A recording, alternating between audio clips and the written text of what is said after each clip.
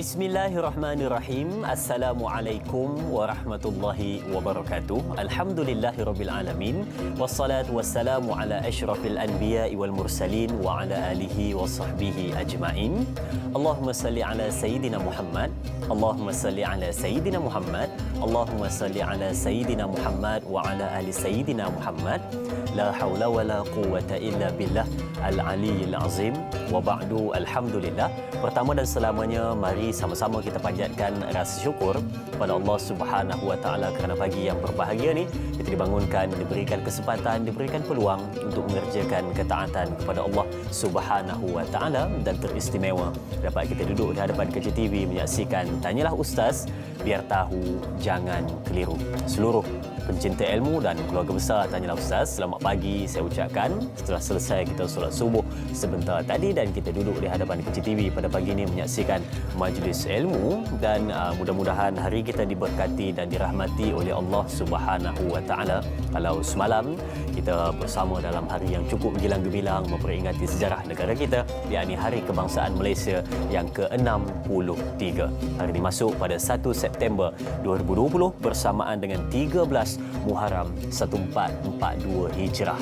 Bulan baru dan semangat baru, dan masih kita dalam mood sayangkan negara, cintakan negara, dan kita menanti 16 September untuk Hari Malaysia. Baik sidang penonton yang dirahmati Allah, seperti biasa kita nak bawakan kepada anda tajuk-tajuk yang dekat dengan kehidupan. Kita nak berikan pencerahan yang terbaik supaya menghilangkan kekeliruan yang bermain di fikiran, memberikan kepada anda pencerahan-pencerahan yang dapat memperbaiki kehidupan pada masa kini juga masa hadapan. Baik, kalau hari ini kita bakal membincangkan tentang topik pengajian hadis berkenaan dengan topik bersedekah setelah kenyang. Bagaimana kupasan dan perbincangan? Sebentar lagi kita akan bawakan kepada penonton-penonton bersama dengan bintang ilmuwan yang kita bawakan khas untuk anda semua. Baik, seperti biasa, untuk buat pertanyaan boleh pergi ke 3 saluran kita. Yang pertama untuk buat panggilan, boleh pergi ke 1800 881677 atau WhatsApp di talian 0111233680, dan mungkin ada pagi ni kita yang sudah mula bekerja dalam perjalanan nak ke tempat kerja ataupun ke mana-mana, tak sempat untuk duduk di hadapan Kecil TV menyaksikan, boleh saksikan Tanyalah Ustaz di Facebook rasmi kita, Tanyalah Ustaz TV3. Tapi ingat, jangan lupa tekan butang suka dan kongsi untuk sama-sama sebarkan kebaikan untuk apa yang kita bawakan untuk hari ini. Baik, siapakah bintang ilmuwan yang bakal menjawab persoalan-persoalan pada hari ini dan memberikan pencerahan berkenaan dengan topik pengajian hadis kita, yakni Al-Fadil Ustaz Amran Yusof. Apa khabar Ustaz? Baik, alhamdulillah. Alhamdulillah. Semalam Samuk Merdeka di mana Ustaz? Oh, di Teluk Intan. Di Teluk Intan. Oh, orang Perak Ustaz? Bukan. Berceramah di Teluk Intan. Berceramah Teluk Intan. Ada tembak bunga-bunga api ada? Tak ada. Kan? Bersederhana dalam menyambut kemerdekaan, tetapi semangatnya luar biasa. Baik, okey, jom kita dengarkan dahulu mukadimah perbincangan bersama dengan Al-Fadil Ustaz tentang bersedekah setelah kenyang. Silakan. Baik, a'udzubillahi minasyaitonirrajim. Bismillahirrahmanirrahim.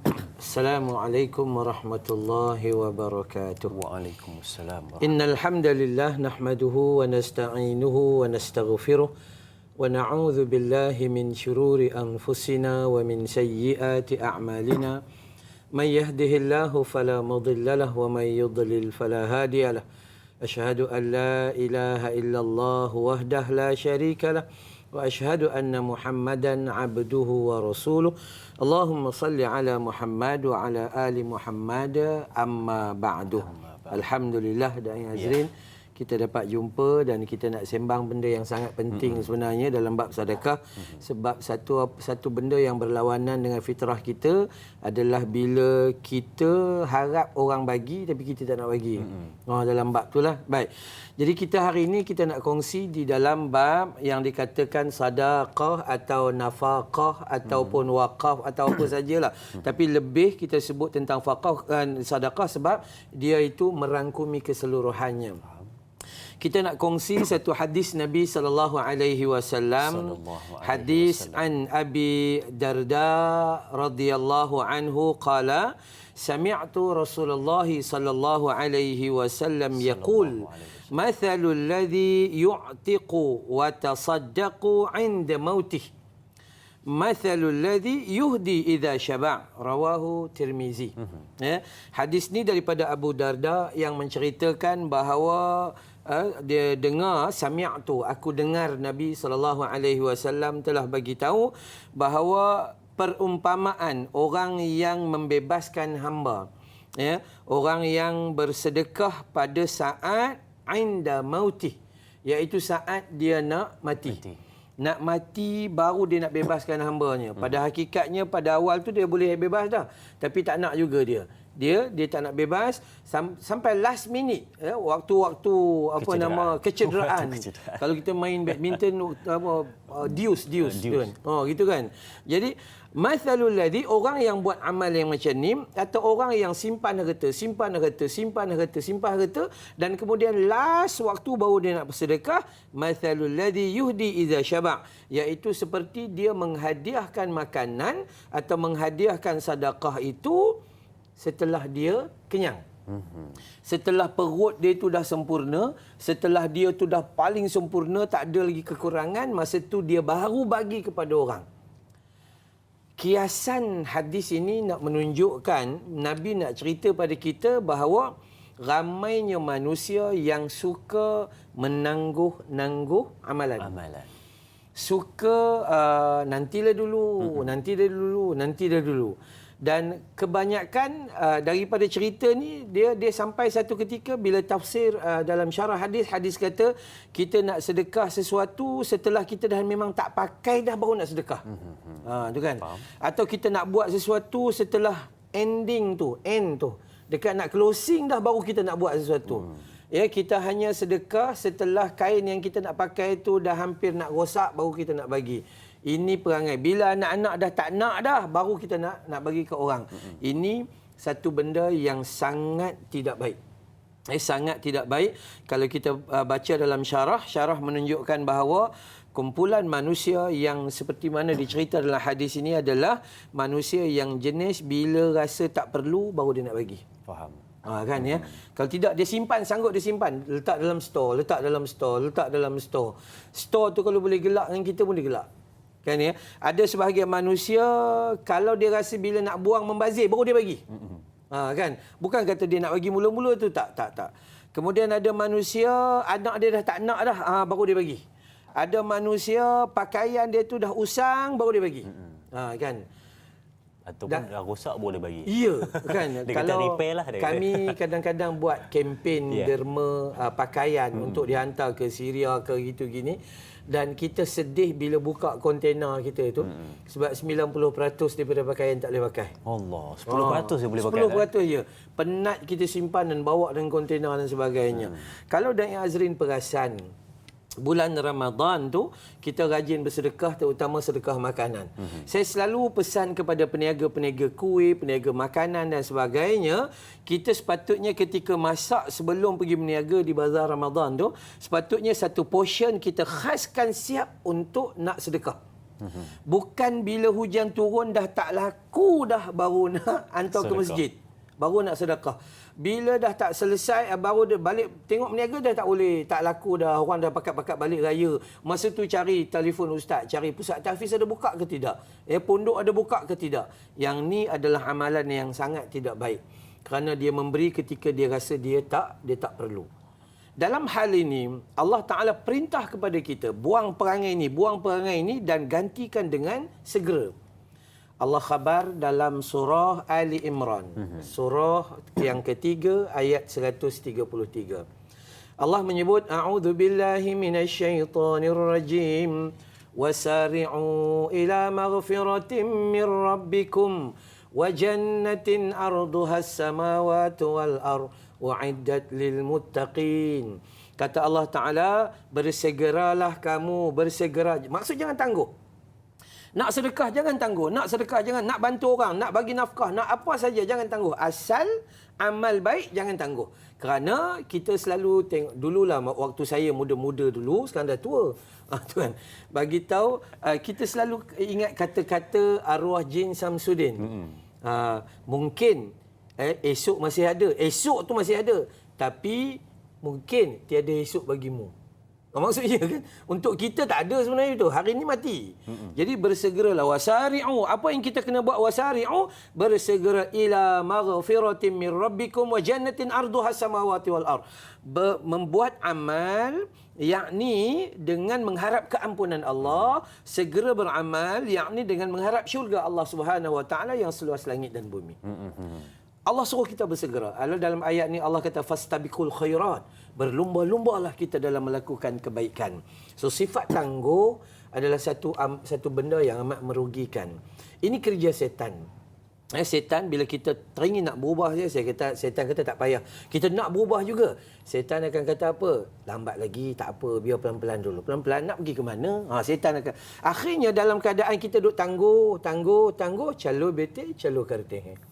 Habis rugi kita, kan? Sebab itu Nabi pesan kepada kita, Nabi pesan supaya jangan dibagi kiasan ni, jangan tangguh, jangan buat sesuatu yang kita rasa masa kita nak buat saja, tapi sedangkan kita sepatutnya mengikut perintah Allah Taala.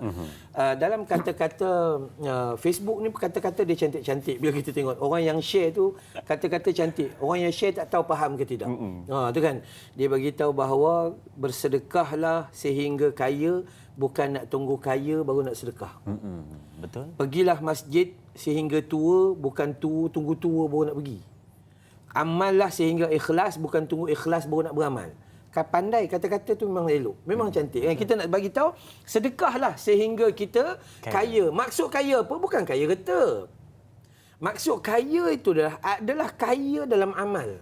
Walaupun kadang-kadang kita tak berapa ada, tapi kita tak pernah lupa buat kaedah, iaitu bila ada banyak kita sedekah banyak, bila ada sedikit kita sedekah sedikit. Yang ni yang kita nak faham pada pagi ni. Kita bukan nak fokus pasal sedekah-sedekah yang biasa-biasa, tapi nak fokus tentang sedekah yang sering ditangguh-tangguh, amal yang sering ditangguh-tangguh, pemberian dan hadiah yang sering ditangguh-tangguh, sedangkan pada hakikatnya kita boleh melakukan ketika itu. Baik. Kalau ada sebahagian kata-kata yang cukup cantik daripada ulama-ulama tasawuf. Ulama tasawuf kata orang yang cerdik, orang yang hebat apabila mereka dapat harta lalu beramal dengannya tanpa henti, kerana mereka meyakini bahawa harta yang mereka gunakan akan disimpan oleh Allah dalam syurga Allah. Maksudnya waktu ada di dunia ni ada pakai untuk kebaikan, sedekah. Dan orang yang paling bodoh lagi jahil adalah orang yang menyimpan harta dan kira berapa jumlahnya, kemudian mati padan muka. Tu kan bahaya kita. So kita simpan nak sedekah. Al-bakhilun wal kedukutun. Bahasa baru. Kedekut ni cukup dahsyat. Kita takut benda ni jadi pada kita. Kita takut nak istighfar tunggu saat mati, macam hadis ni yang Nabi bagi tahu bahawa dia nak buat amal, dia tunggu saat dah sakarat. Kita nak berubah dah tunggu umur 65 baru nak berubah. Itu satu kerosakan lah. Itu nasib baik juga. Sebab tu saya selalu kata orang yang muda dengan orang tua bandingan. Umur 25 pergi masjid tak? Pergi bila? Hari raya je. Tu kan hari raya je. Tapi alhamdulillah bila Allah panjangkan umur kita, umur 65 pergi masjid tak? Tiap-tiap hari. Nampak ya? Tu. Masa umur 25 mata rabun tak baca Quran, tak ada harapan. Tu kan. Tapi masa umur 65 rabun ni ke tak tahu nak cakap lah. Kan ya? Tapi baca Quran tak? Alhamdulillah tiap-tiap hari. Kenapa jadi gitu? Sebab umur 25 badan sihat, iman sakit. Tapi bila umur 65 iman sihat, badan sakit. So perbezaan dekat sana. Sebab tu kadang-kadang kita badan sihat tapi tak mampu bangun tahajud 2 rakaat. Ada makcik-makcik, pakcik-pakcik umur 78 tahun dah kena stroke dan sebagainya. Alhamdulillah Allah bagi. Ini awalnya kita nak bagi tahu, jangan tangguh amalan, jangan tangguh taubat, jangan tangguh sedekah. Yang kita nak fokus ni, perlu gantikan penangguhan itu dengan segera. menyegera. InsyaAllah. InsyaAllah. Dan itu yang patut kita fahami. Sebenarnya bukanlah tajuk ini membawa kepada sedekah yang seperti biasa yang kita bincang dan kita sebutkan berkenaan dengan duit, harta dan sebagainya. Tetapi ia berkenaan dengan mereka yang bertangguh-tangguh amal. Macam disebutkan dalam hadis bentar tadi, setelah kenyang baru nak bersedekah. Setelah dia dah boleh segala-gala benda, dia dah selesa, barulah dia nak berikan sesuatu untuk manusia dan juga di jalan Allah Subhanahu Wa Taala. Ini yang patut kita perhatikan pada pagi ini dan memberikan satu input yang menarik untuk penonton-penonton semua di rumah. Satu benda baru. Baik, kita ambil soalan pertama pada hari ini di Facebook Tanyalah Ustaz TV3 dari sahabat kita Liz Kaiman. Baik, Assalamualaikum Ustaz. Ada dua soalan. Apakah perbezaan sedekah yang dikeluarkan saat sulit dan sedekah yang dikeluarkan ketika paling diperlukan? Mengapakah, soalan kedua, mengapakah sedekah yang dikeluarkan saat dalam keadaan sulit dikatakan yang luar biasa berbanding amalan bersedekah yang lain? Mohon pencerahan Ustaz. Syukran jazilan. Terima kasih juga kepada yang bertanyakan soalan, Liz Kaiman. Soalan menarik, soalan Ustaz. Sulit dan juga saat memerlukan katanya bersedekah. Silakan. Baik, bismillahirrahmanirrahim. Terima kasih kepada sahabat kita yang bertanya. Memang sifat dan fitrah manusia dah. Bila dia senang, dia lupa Tuhan. Betul. Itu satu yang pertama sekali. Masa dia sakit, Allah. Mulut tu, Allah, Allah. Bila sihat, Allah pun tak sebut. Itu perkara biasa. Masa dia hari-hari biasa, solat duha ni, tak ada harapan. Nabi buat 8 rakaat. Kalau yang 12 tu hadis dhaif, 8 rakaat. Tiba-tiba dia 28 rakaat. Itu tak ada duit sangatlah tu. Itu sifat manusia. Itu sifat manusia dah. So, macam mana kita nak jawab soalan ni? Saya melihat kepada satu hadis Nabi sallallahu alaihi wasallam. Hadis ni riwayat Imam Al-Bukhari dan juga riwayat Imam Muslim. Nabi sallallahu alaihi wasallam kata, hendaklah kamu bersedekah, yakni masa sihat. Bukan waktu kita sakit. Masa sihat. Kenapa? Cabaran waktu sihat tu adalah lebih besar daripada cabaran waktu sakit. Betul. Bila datang sakit, kita pun balik kepada Allah Ta'ala. Balik kepada Allah Ta'ala. Masa sihat, kita lalai. Jadi dalam keadaan yang kita lalai itu, tiba-tiba kita bersedekah, itu saat yang paling sempurna. So, saat sulit dengan saat senang. Bila yang terbaik, saat senang. Saat senang itu, dia cabaran dia besar. Saat sulit memang betul kita masa tu baru kita percaya memberi baru dapat menjadi penerima. Kan? Okey. Kemudian bila pula yang kedua, iaitu yang pertama Nabi kata bersedekahlah ketika sihat. Waktu sihat memang kita tak perlukan apa-apa, tapi kenapa kita boleh keluarkan untuk bantu orang lain? Yang kedua, masa nak sedekah bila? Masa kita rasa cinta dunia melampaui batas, hubbud dunia. Plan nak buat rumah macam ni, plan nak buat itu, plan nak buat itu, plan nak besarkan. Allah, orang perempuan macam tu. Orang perempuan lah paling syok rumah besar dan dia buat 2 dapur. Satu dapur basah, satu dapur kering. Oh, macam Dobi macam Dobi kan? Dobi basah, Dobi kering. Yeah. Dia nak juga 2 dapur. Walaupun pada hakikatnya tak adalah dia pandai masak. No. Dia nak juga 2 dapur. Kita ni laki sayang ke dia, buatlah juga 2 dapur. Sampai mati, 2-2 kering, tak masak-masak. Order je. Beli di luar. Ni kita. So, cinta dunia. Masa cinta dunia, masa nak sangat dunia, masa tu kita sedekah. Kerana masa tu kita sedekah. Yang ketiga, masa kita rasa takut dengan kemiskinan. Makin rugi ni nampak ni. PKP ni tak boleh meniaga. Kena pula tu ini customer tak boleh terima banyak. Masa tu kita cabar diri kita. Aku nak bagi. Okey. Dan yang keempat, masa kita berangan-rangan nak kaya. Kan berangan-rangan nak kaya ni, duk tengah kira duit ni. Tengah-tengah kira duit, jiran sebelah datang nak pinjam. Allahur Rabbi. Satu cabaran besar. So, dia waktu sihat, waktu cinta dunia, waktu takut miskin dan waktu bercita-cita mau kaya. So ada 4 hal ini, masa ni disuruh lebih-lebih bersedekah. Maksudnya kalau soalan tadi, antara waktu sulit dengan waktu senang. Waktu kita sulit atau waktu kita susah, dah memang kita akan bagi alasan bahawa kita tak akan bersedekah. Sebab kita pun tak ada. Kita pun tak ada. Tapi bila senang pula, kita pun akan bagi alasan juga.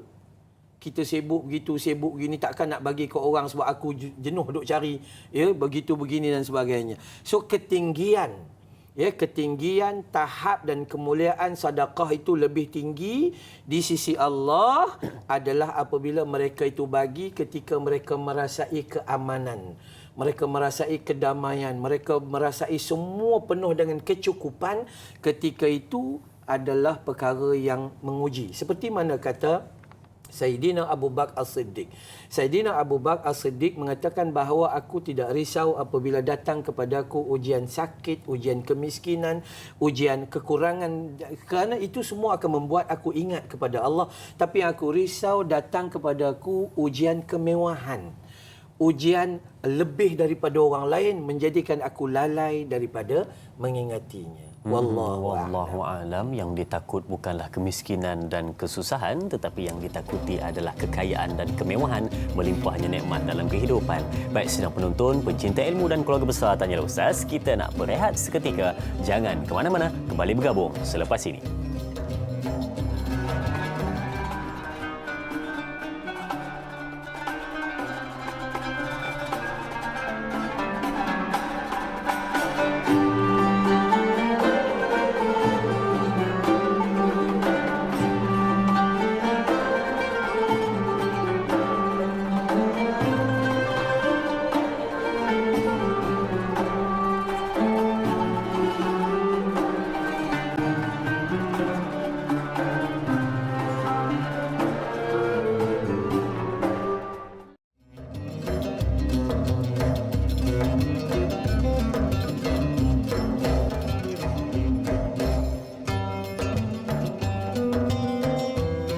Alhamdulillah bertemu kembali bersama sidang penonton setia Tanyalah Ustaz, biar tahu jangan keliru, membincangkan berkenaan dengan pengajian hadis bersedekah setelah kenyang.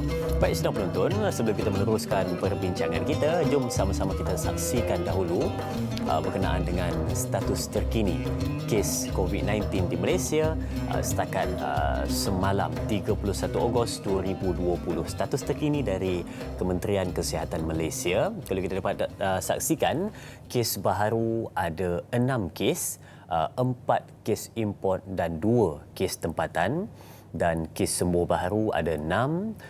Jumlah kes yang masih aktif ada 159 kes, dan yang mendukacitakan kita semalam terdapat satu kematian, dan jumlah kes yang sembuh keseluruhan 9,054, dan jumlah kematian 127, menjadikan jumlah kes keseluruhan setakat hari ini 9,340 kes. Jadi sama-sama kita doakan kepada mereka yang sedang dirawat, moga cepat sembuh dan dapat kembali pulang ke pangkuan keluarga yang tercinta. Dan kita yang berada dalam kehidupan seharian ini, jagalah kebersihan, jaga kesihatan, patuhi SOP yang telah ditetapkan. Sama-sama kita jaga, kita sama-sama kita putuskan rangkaian COVID-19.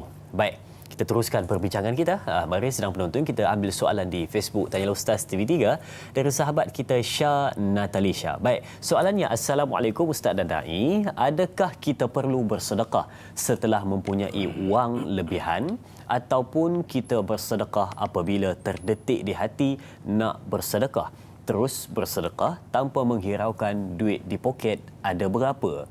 Mohon pencerahan Ustaz. Terima kasih. Terima kasih juga Syah Natalisha. Soalan yang ditanyakan berkenaan dengan sedekah, tak tengok pun berapa yang ada di dalam poket. Jadi bagaimana Ustaz? Silakan. Baik, bismillahirrahmanirrahim. Apa-apa amalan yang kita nak buat, yang pertama kita ada ilmu. Kalau tak ada ilmu, maka bankrupt lah kita. Kalau isteri tak ada ilmu, dia rajin sedekah, jenuh lakinya cari duit. Tu kena faham. Yang pertama, tolong faham dulu bahawa nafkah dalam keluarga juga adalah sedekah. Kan sedekah dah. Walaupun kita ni tak mampu untuk bagi kepada orang lain dekat luar daripada rumah kita, tapi kita mampu memberi kepada ahli keluarga kita. Namanya nafkah atau nafkah itu, dia juga adalah termasuk di dalam hal yang dipanggil sedekah. Itu menghadirkan pahala juga. Faham. Maka bukanlah semua orang tu tak mampu, malah semua orang tu mampu untuk bersedekah, terutama sedekah kepada ahli keluarga. Dia beri nafkah, makan, minum, bayar bil api, bayar bil air, itu semua adalah sedekah. Cuma maksud soalan tadi adalah sedekah kepada orang luar lah, kepada orang luar. Kepada Baik. orang luar. Keperluan kepada orang luar tu. So indahnya adalah kita kaitkan dengan soalan yang pertama tadi tu. Sedekah tu bila-bila masa kita kena sedekah. Jangan tunggu ada lebih baru nak sedekah. Macam kita kata tadi. Sedekahlah sehingga menjadi kaya, bukan tunggu kaya baru nak sedekah. Betul. Yang tu kaedah penting lagi. Jadi sedekahlah setiap ketika, tetapi berdasarkan kepada ilmu. Apa maksud ilmunya? Awak yang ada dalam rumah tangga awak, yang awak kena guna benda tu untuk suami, untuk anak-anak, untuk isteri, janganlah sedekah ke orang lain. Kan? Awak ada periuk, itu je periuk. Kalau sedekah periuk tu, dengan apa pula awak nak masak, lemping dan sebagainya. So itu kaedah dia. Awak ada duit untuk pelihara atau untuk jaga anak-anak dan beri makanan untuk anak-anak, maka sedekah dia tu berdasarkan kepada mampu yang kita ada ketika itu. So kita kena faham bahawa sedekah ni bukan banyak tu nilai, bukan nilai dia tu, tapi amal dan seronok kita bersedekah, itu yang paling besar. Sikap teringin nak membantu, itu yang paling besar. Ada sebahagian besar manusia, dia tak mampu bagi wang ringgit, dia tak mampu bagi harta, dia tak mampu bagi kereta, dia tak mampu. Tapi dia mampu bagi tenaga dia. Itu juga sedekah. Ya, kita ada macam-macam sendi, ada 360 sendi kita kat badan ni kan. Dia macam-macam. Sehinggalah kata-kata orang yang terkini ni, orang-orang cendekiawan Islam ni, dia kata apa? Untuk menjadi seorang penerima, maka hendaklah kamu menjadi seorang pemberi. Seandainya kamu memberi itu sedikit, mungkin kamu tetap akan menerima juga sedikit. Tapi kalau kamu bagi itu banyak, maka insya-Allah kamu akan dapat balik pun banyak. Seandainya kamu jarang memberi, jarang juga awak menerima. Seandainya kamu kerap memberi, insya-Allah kamu kerap menerima. Itu memudahlah. Itu mudah. Bagaimana kita nak contoh-contoh kita dengan kerajaan, contohnya kita mengharapkan bantuan daripada kerajaan. So kita kena fikir apakah sumbangan kita kepada negara. Kan sumbangan kita mengharapkan sesuatu daripada orang lain. So apa sumbangan kita, itu yang paling penting. Maka saya suka nak kaitkan dengan hadis baginda Nabi sallallahu alaihi wasallam yang ada dalam kitab Riyadhus Salihin. Mungkin dalam kitab Imam An-Nawawi 40 hadis yang tu pun ada. Dia bagi tahu bahawa Nabi sallallahu alaihi wasallam didatangi oleh sekumpulan orang miskin. Orang miskin tanya kepada Nabi sallallahu alaihi wasallam, "Ya Rasulullah, depa tu orang kaya." Tak cakap Kedah lah kan. Depa tu orang kaya, depa ada duit, depa boleh sedekah, depa ada ringgit, depa boleh bagi, depa boleh buat macam-macam. Sedangkan kami apa pun tak ada, cukup-cukup nak makan, tu pun tak cukup yang nak makan tu. Apa yang kami boleh buat? Nabi sallallahu alaihi wasallam kata setiap orang ada jalan yang Allah bagi untuk sedekah. Ada jalan. Apa dia? Nabi kata subhanallah, itu sedekah. Alhamdulillah, itu sedekah. La ilaha illallah, itu sedekah. Allahu akbar, itu sedekah. Jadi orang miskin ni tengok-tengok balik, oh dia juga ada ruang rupanya untuk melakukan sedekah, iaitu dengan apa yang ada padanya. Bukan kita duk nilai sedekah cuma dari sudut tu saja. Okey, baik. Macam kami yang ada sekolah tahfiz ni kan. Ada ramai orang bersedekah menggunakan ringgit. Ada orang kata, "Ustaz, nak tanya, budak-budak ada tak bantal ke, selimut ke?" Ada yang macam tu. "Ustaz, saya ni apa pun duit tak ada, tapi ada kecekapan buat kuih, tepung talam." Dia hantar tepung talam. Kan lebih kurang macam tu. So apa yang kita perlu fikir adalah kemahuan untuk bersedekah, bukan nilai.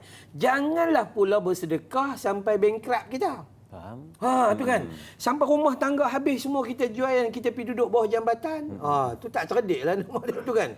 Maka sebab tu saya jawab pada soalan sini, adakah sedekah kena tunggu waktu ada, waktu lebih? Tak. Sedekah pada setiap ketika, tetapi sedekah berdasarkan kepada kemampuan yang kita ada. Wallahu Wallahualam. Saya bila Ustaz sebut berkenaan dengan sedekah sampai dia sendiri bengkak, dia sedekah sampai di rumah pula tak ada makanan. Saya teringat peribahasa dulu-dulu yang disebut apa, kera di hutan disusukan, anak di rumah mati kelaparan. Betul tak? Ada kena dengan situasi tu? Kan. Jadi jangan sampai jadi seperti itu, jadi berpada-pada. Baik, okey, kita ada soalan seterusnya di WhatsApp Tanyalah Ustaz dari sahabat kita yang bertanyakan soalan. Liz Kaiman. Oh, KK Sabah nama macam biasa dengar. Baik, Assalamualaikum Ustaz. Soalan saya katanya, apakah yang dimaksudkan dengan sedekah di dalam kemiskinan? Wow, satu soalan yang cukup baik. Mohon pencerahan katanya. Terima kasih juga kepada yang bertanyakan soalan bersedekah dalam kemiskinan. Bagaimana Ustaz? Kemiskinan adalah satu benda yang kalau boleh kita tak mau. Tak mau. Semua orang tak mau kemiskinan. Kalau boleh kita ni lahir-lahir rumah nak 17 tingkat. Ada swimming pool, ada apa semua. Tapi bila terima kemiskinan lahir itu urusan Allah Subhanahu Wa Taala. Tu dia bagi kita kena doa dan kita kena usaha. Dan seperti mana kita kaitkan dengan soalan sebelum ni. Soalan sebelum ni tanya pasal itu juga dan kita kaitkan dengan hadis. Sebab tu Nabi kata orang miskin juga boleh bersedekah. Orang miskin juga boleh bersedekah dan sedekah orang miskin ni sebenarnya nilai dia lebih besar daripada sedekah orang kaya kalau kena cara dia. Kalau kena cara dia. Maksudnya apa? Maksudnya dia tu ada RM10 dia. Dia angkat RM1 bagi kepada orang miskin. Dia pun miskin dah tu. Dia bagi kepada orang miskin yang lebih miskin daripada dia. Itu lebih besar daripada orang yang ada jutaan ringgit tapi ngulur RM10 je dekat petrol pump punya attendant. Tu kan. Dia tak kena kaya. Sebab tu nilai dia bukan banyak tapi nilai dia kesungguhan untuk melakukan amal tersebut. Dalam kenapa sedekah dalam kemiskinan ni besar disebabkan dia dah memang tertekan. Dia makan tak berapa cukup, pakai tak berapa cukup, anak-anak pergi sekolah ni tak bawa duit. Apa yang ada nasi goreng kosong, nasi goreng lah. Apa yang ada di rumah je.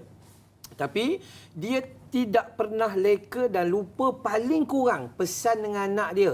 Waktu makan nasi goreng dekat kantin, kalau ada kawan sebelah, makan sama-sama. Nampak cara dia didik ahli keluarga dia.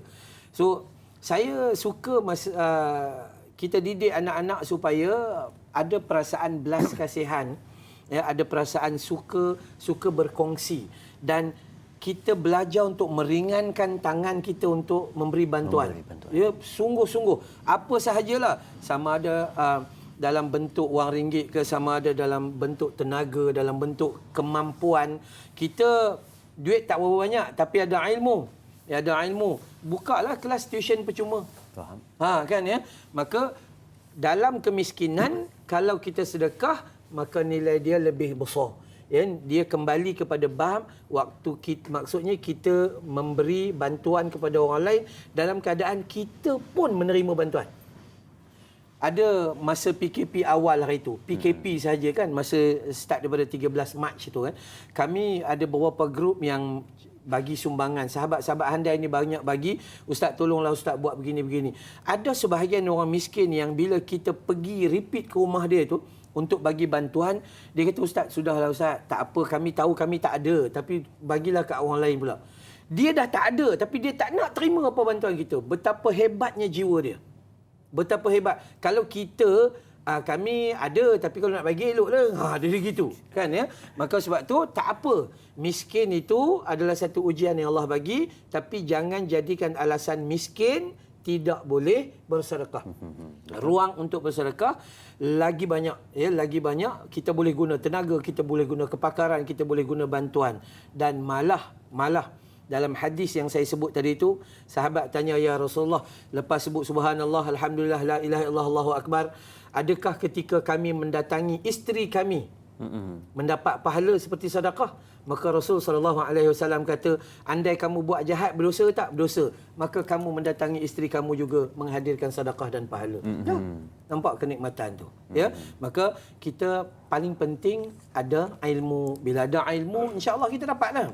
Ya, ini nilai-nilai yang perlu kita pelajari biar kita buat sesuatu bersandarkan kepada syariat yang Allah turun. Wallahu a'lam. Dan kita dapat fahami satu benda yang hebat itu bukan terletak pada kuantiti, tetapi hebat itu terletak pada kualiti sesuatu amalan. Baik, kita ada pemanggil di talian. Assalamualaikum. Waalaikumsalam warahmatullahi wabarakatuh. Dai Azrin dan juga Ustaz Amran Yusof. Saya Omar Abdul Majid dari Felda Cini Timur 3 Pekan Pahang. Assalamualaikum Ustaz dan Dai. Waalaikumsalam warahmatullahi ya Tuan Omar. Ya, wagas. Wagas. Apa khabar juga di sana? Alhamdulillah wagas saya sini. Ya, soalannya Tuan. Soalan saya begini, Ustaz ya. Ustaz ada menjawab, walaupun bukan Ustaznya lah, banyak yang saya dengar dalam tazkirah ke apa ceramah-ceramah agama. Kalau kita nak bersedekah benda yang kita paling sayang, bukannya benda yang kita dah tak nak guna, Ustaz. Maka Ustaz tadi pada menyebut di awal tadi, bersedekah ni lebih afdal kalau benda yang kita paling sayang. Jadi persoalan saya, Ustaz, kadang-kadang benda yang kita sayang, baju baru beli, takkan nak sedekah, Ustaz. Jadi di segi itu, belum pakai lagi pun takkan kita nak sedekah, tapi itu yang paling afdal, paling baik untuk kita sedekah. Jadi soalan saya, adakah perbezaan antara benda yang kita sayang, kita nak sedekah dari segi pahalanya, dan juga benda yang kita tak nak dah, baru kita sedekah kepada orang? Itu soalan saya, Ustaz dan Dai, pada pagi ini. Terima kasih banyak Ustaz dan Dai. Assalamualaikum. Waalaikumsalam warahmatullahi. Terima kasih Tuan Omar atas soalan yang ditanyakan. Betul juga Tuan Omar kata ya, baru-baru beli sayang lagi, takkan nak bagi ya. Kalau nak bagi pun sebab tersalah saiz saya. Allah. Itu pun tak bagi jual kan. Tersalah saiz. Tapi perbezaan di antaranya tadi bila mana sedekah sesuatu yang dia paling sayang, dan yang kedua tadi katanya dengan bersedekah yang dia dah tak nak ataupun dah lama dah tak muat pakai baru dia sedekah. Jadi bagaimana perbezaannya Ustaz? Baik, betul kata Cik Omar tu, sedekah yang paling sayang memang. Ada dalam hadis riwayat Imam Al-Bukhari, Nabi pesan sedekahlah apa yang kita paling sayang. Dan apa yang jadi, saya suka kaitkan dengan hadis Imam Al-Bukhari tentang seorang sahabat yang namanya Abu Talhah.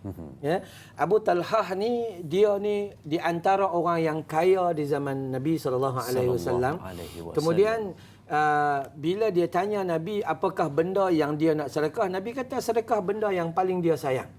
Maka dia ada satu kebun, kata Nabi, kebun tu nama Bayruha. Kan? Kebun kurma, kebun anggur, kebun ni kira besar lah ni. Yang ni bukan calang-calang sedekah ni. Kebun ni adalah kebun yang sangat paling sayang dan menghadirkan ekonomi yang menimbun-nimbun pada kehidupan dia. Hak itulah yang dia paling sayang. Kalau kebun lain dia jual tak apa, tapi kebun ni dia paling sayang. Maka dia kata, ya Rasulullah, aku bagi untuk Islam yang ni. Itu. Sebab tu bila Cik Umar kata yang paling sayang dengan baju baru yang kita beli tu macam mana tadi kan? Baik. Apa yang kita perlu bandingkan dan kita kena faham antara apa yang kita paling sayang dan apa yang kita paling perlu, itu lain.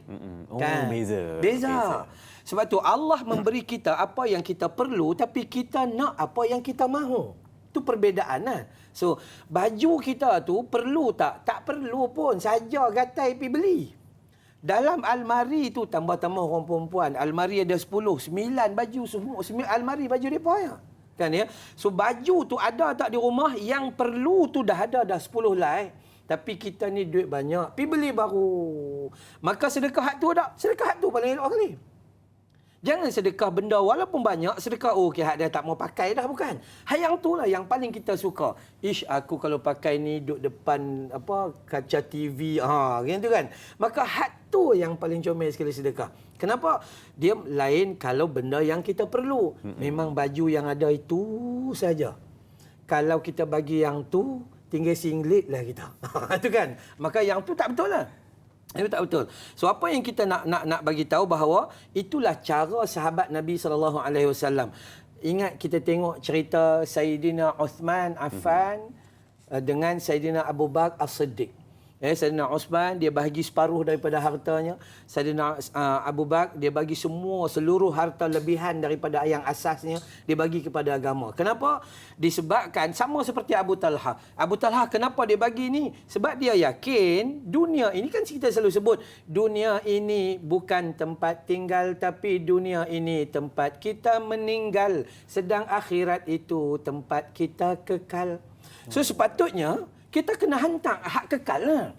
Yang ni pakai lebih kurang cukup. Sebab apa? Allah, maksimum 70 tahun, 80 tahun, calon betul, calon kereta. matilah kita. So di sini hanya sementara. So apa yang perlu adalah kita guna yang perlu saja. Yang kita mahu duduk dalam syurga Allah Subhanahu Wa Taala. Ya, jadi kita nak kena tawan nafsu kita. Tawan nafsu kita, kalau ikut nafsu kita ke, memang dia jadi masalah. Nafsu kita dapat duit KWSP, tambah rumah bagi besar. Sedangkan kalau dipandang-pandang masa kita dapat duit KWSP tu umur 55. Nak buat rumah besar buat apa lagi? Anak-anak pun tak ada lah dalam rumah dah. Anak-anak pergi menikah, seorang pergi Shah Alam, seorang pergi Taiping, seorang pergi sana, seorang pergi sini dan sebagainya. So tak perlu. Dan saat umur 55 ke 60 tahun adalah saat yang sepatutnya kita cari untuk apa? Bekalan ke akhirat. Siap-siap prepare rumah kita penuh dengan perabot. Di mana? Dekat akhirat. Itu yang kita nak cabar ni nafsu kita tu. Seperti mana yang Allah khabarkan dalam Al-Quran surah Yusuf surah 12 ayat 53. Kata Allah, a'udzubillahi minasyaitanirrajim, innan nafsa la'ammaratun bisu. Ya, sesungguhnya hawa nafsu dia mengajak kita kepada kejahatan. Ya, jadi cerita dia betul apa yang kata Cik Omar tu, mana satu kita nak buat ni, baru beli. Yalah masa hang beli tu hang perlukah hang mahu. Gitu ya. Jadi moga-moga Allah bagi kebaikan. Wallahu a'lam. Wallahu a'lam. Terima kasih Ustaz untuk pencerahannya. Baik, sudah menonton, banyak lagi kita nak kongsikan selepas ini. Jangan ke mana-mana, berehat seketika kembali selepas ini bersama Tanyalah Ustaz, biar tahu jangan keliru.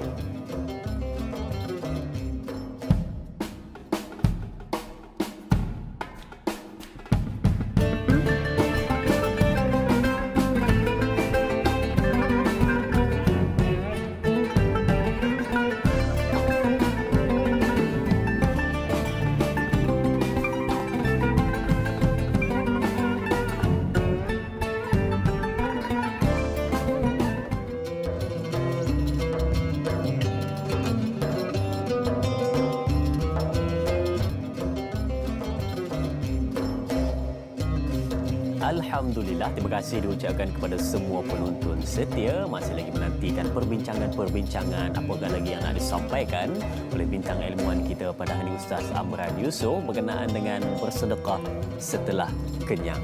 Bertangguh-tangguh dalam nak melakukan amal kebaikan. Bila mana nak buat sesuatu katanya nanti. Bila dalam keadaan susah dan miskin katanya bila kaya baru nak bersedekah. Tetapi bila mana sudah kaya katanya nantilah. Sebab nak menikmati dahulu nikmat yang telah dikecapi. Akhirnya sakaratul maut datang menjemput. Kan? Baik. Okey, kita nak ambil soalan seterusnya di Facebook Tanyalah Ustaz TV3 dari sahabat kita Mar WKN. Baik. WKN tu pelik kereta ke? Baik, okey. Assalamualaikum Ustaz dan Da'i. Saya ingin bertanya, bagaimana jika seseorang tidak bersyukur dengan apa yang disedekahkan atas sebab terdetik di hati kerana tidak habis makan baru nak sedekah. Tu macam dialog tu katanya. Tak habis makan baru nak sedekah. Macam itulah lebih kurang. Masihkah ada keikhlasan bagi yang menerima berbentuk sedekah setelah kenyang? Mohon pandangan Ustaz. Terima kasih. Mar WKN atas soalan yang ditanyakan. Terjadi juga Ustaz. Ini bahagian orang yang menerima pula. Yang tadi bahagian yang sedekah. Silakan Ustaz. Baik, bismillahirrahmanirrahim. Sebelum saya nak sebut tentang orang yang menerima, yang bersedekah dulu kena jaga. Waktu awak bersedekah, janganlah pandai-pandai pergi sebut ni kami masak terlebih, makan tak habis, tu baru bagi. Itu puncanya orang merungut. Bila awak bagi dan awak cerita macam tu. Yang kedua, kalaupun jadi sedemikian, awak jangan buat masa sedekah mengharapkan balasan. Mengharapkan pujian, mengharapkan apa ni daripada manusia, bukan. Akhirnya bila tiba-tiba orang tidak mengucapkan terima kasih atau orang tu kata ni dah tak habis tadi ya, kita akan terasa hati.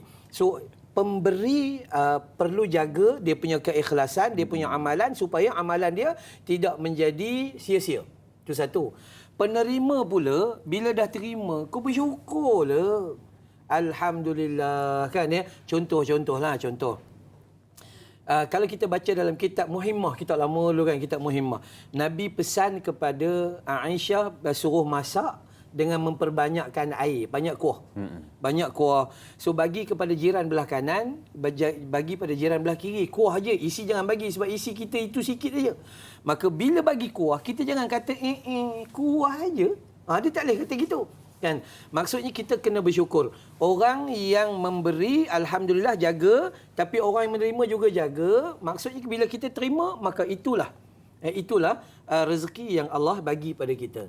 Sama juga seperti kita contoh-contoh kita nak pergi mana-mana kan. So kita kata kita nak singgah saja ke itu gini, dan sebab ini perkara yang tidak baik sebenarnya. So syukur ni orang yang bagi tu harapkan daripada Allah Taala. So bagaimana cara bersyukur? Dia sedekah. Orang yang menerima, bagaimana cara bersyukur? Mengucapkan alhamdulillah dan mengucapkan terima kasih pada pemberi. Walaupun apa yang orang tu bagi tak berapa sesuai untuk dia. Dia bagi bubur Ashura. Dalam bubur Ashura tu gula 1 kati. Dia kencing manis 21.5. Tak sesuai lah untuk dia. Tapi dia jangan kata melainkan dia menerima, lantas dia sedekah kepada orang lain yang sihat untuk makan. Ada family lain kan? Ya, makan, kan? Ya. Sebab tu saya kata nikmat, sama ada nikmat itu menjadi rahmat ataupun laknat. Maka bagaimana kita tackle suasana tu, bagaimana kita menerima, itu yang menjadikan menjadi baik atau dia akan jadi buruk. Maka apa penerima nak kata tu biar pi kat dia, orang Kedah kata. Ya, biar pi kat dia. Yang paling penting nilai keikhlasan yang kita nak bagi. Dan kita pun kena ingatlah, yang kita nak bagi, bagilah hak yang terbaik. Jangan bagi yang last minute punya dah dekat nak basi dah. Ni dah seminggu contohnya itu kan. Jadi maka sebab tu ini dah kita dah panas, berapa kali panas dah ni. Dah kering dah jadi masin dah kuah tu. Masa tu baru nak sedekah. Bagi derian ni bukan derian pecah, derian tu kuning, derian hancur baru nak bagi. Kan ya? Maka yang ni adalah satu perbuatan pemberian yang tidak baik. So penerima dia apa pun dia kena mengucapkan alhamdulillah, dia kena tenang. Kalau dia tak suka pun jangan hina makanan, jangan kata apa-apa melainkan dia redha dengan apa yang Allah bagi. Betul. Pemberi kena jaga sikap dan yang menerima juga kena jaga sikap ketika mana menerima sesuatu pemberian daripada seseorang. Jangan dicela dan jangan pula merungut dan sebagainya. Baik, kita ada pemanggil di talian. Assalamualaikum. Waalaikumsalam. Ya, siapa di sana? Abdullah Osman daripada Seremban. Tuan Abdullah Osman dari Seremban ya tuan. Baik, apakah soalannya tuan? Ada dua. Ya. Pertama sekali ikhlas bersedekah. Mana yang lebih baik? Sedekah RM1 katakanlah tabung masjid tapi ikhlas, atau sedekah RM100 tapi tidak ikhlas. Dan lagi satu ialah sedekah lebihan makanan di kenduri, kata kenduri kahwin dan sebagainya, daripada membazir, elok kita sedekahkan bungkus-bungkus untuk tetamu. Apa pandangan Islam? Terima kasih. Baik, terima kasih tuan. Saya Abdullah Osman dari Seremban. Soalan yang pertama tadi berkenaan dengan ikhlas katanya. Yang pertama situasinya kuantitinya banyak tapi tak ikhlas. Yang kedua kuantitinya sikit tetapi ikhlas. Dan soalan yang kedua berkenaan dengan lebihan. Kata tadi contohnya ada makanan lebihan dari dibuat kenduri ada lebih-lebih. Kalau nak bagi awal-awal takut tak cukup kan, nak bagi awal-awal takut tak cukup kan, tapi bila dah habis kenduri ada lebih, jadi dia sedekahkan takut mubazir. Bagaimana Ustaz? Baik, saya jawab yang kedua dulu sebab ini selalu berlaku. Selalu berlaku. Baik, apabila kita katalah kita buat kenduri dan kita sudah target, okey, tetamu kita 200 dan makanan yang kita buat pun okey, alhamdulillah, tapi tiba-tiba masalah COVID tu kan ya, dia begini, yang datang tu 150, ada lebihan lagi 50. Maka ketika itu dia bersedekah, itu ikhlas lah tu. Itu ikhlas. Sebab itu dia buat sedekah untuk tetamu dia, dan tiba-tiba tetamu tu tak hadir, maka daripada membazir. Itu ayat tu betul. Sebab tu dia bersedekah daripada membazir. Maksudnya dia bukanlah bermaksud bila nak buang gitu gini, tak. Dia bermaksud benda ni dia perlu dimanfaatkan. Yang tu tak ada masalah apa. Yang ni kita perlu, tak ada masalah. Yang paling penting adalah bila kita ada niat untuk melakukan kebaikan. Okey. Kemudian soalan yang pertama tadi, RM1 ikhlas, RM100 tak ikhlas. Apa maksud dia? Tu maksud dia kedekut. Mudah je. Maksud dia senang aja. Ustaz, saya kalau bagi sikit, saya ikhlas Ustaz. Tu kan, kalau bagi banyak tak ikhlas. Tu kedekutlah tu. Al-bakhilun wal kedukutun. dalam bab hidup kita, bab beramal, kita kena paksa diri kita untuk beramal. Saya selalu ulang, solat fardu ada 5 waktu. Contohnya, hak ni wajib, tak buat masuk neraka. Buat masuk syurga, kena buat. Tapi solat ma'diyah, qabliyah, duha dan sebagainya kan, benda ni kita apa? Sunat. Pasal tak buat solat sunat? Sunat Ustaz. Kita tak paksa diri kita, akhirnya sampai ketua sunat. Tak buat apa-apa. Tu.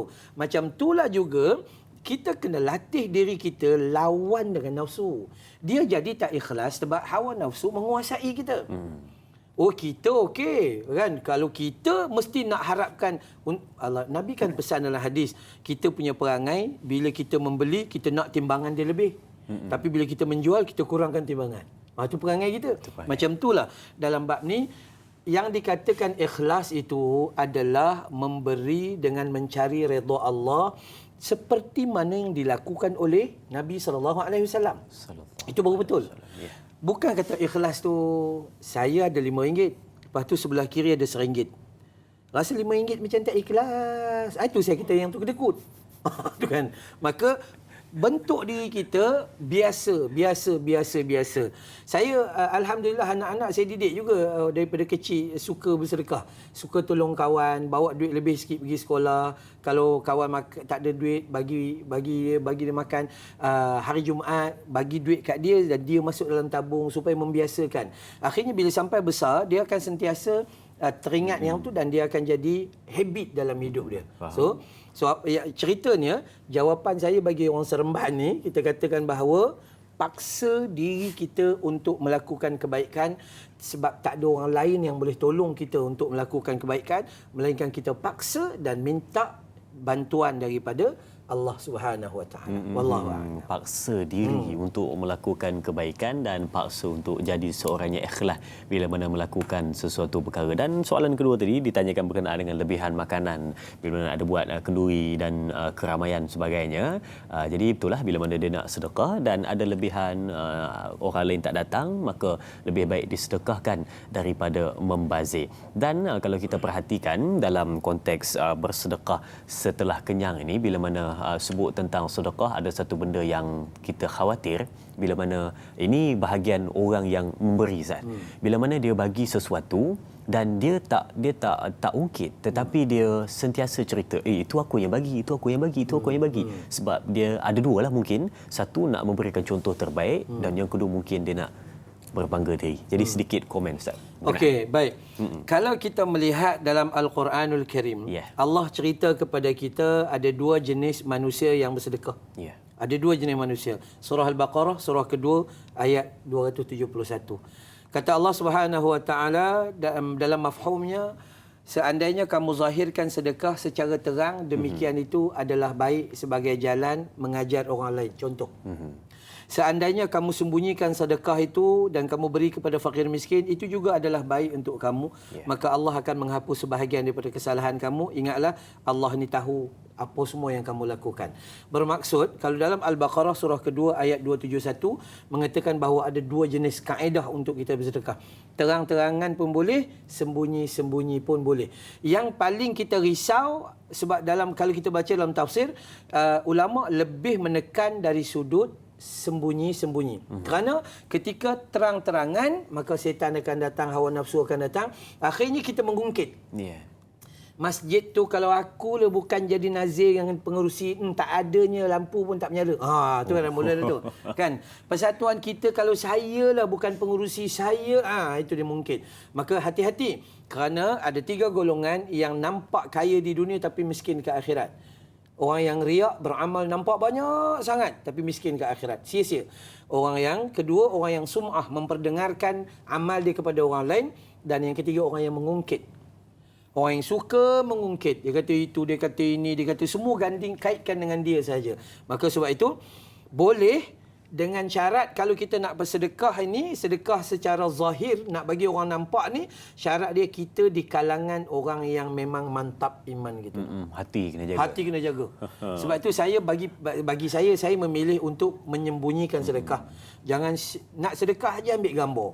Asal ambil gambar je sedekah. Asal ambil gambar je sedekah. Tak cukup dengan tu, buat video lagi. Buat video. Lagi bahaya. Kenapa? Kadang-kadang malu orang miskin tu.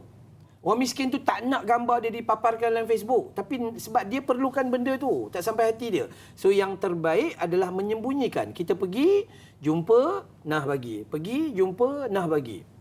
Ini kecuali apabila kita nak memohon bantuan, contohnya pelajar-pelajar kita di Mesir contohnya, ya, ada pelajar-pelajar yang perlukan bantuan, kita keluar dalam Facebook, kita bagi tahu ada begini, itu tak apalah, supaya jelas apa yang kita kutip dan kita bagi kepada orang tu betul. Nampak begitu jelas. Cuma pada asasnya saya masih kata bahawa memberi secara sembunyi, diam-diam, sendiri-sendiri lebih utama di sisi Allah Subhanahu Wa Taala. Wallahu Sembunyi-sembunyikan, dan ada istilah yang menyebutkan memberi sesuatu yang terbaik apabila tangan kanan memberi sehinggakan tangan kiri tak tahu apa yang diberikan. Sembunyi betul-betul saya sebab menjaga hati. Baik, sudah penonton, kita nak berehat seketika. Jangan ke mana-mana. Kembali selepas ini bersama Tanyalah Ustaz, biar tahu jangan keliru.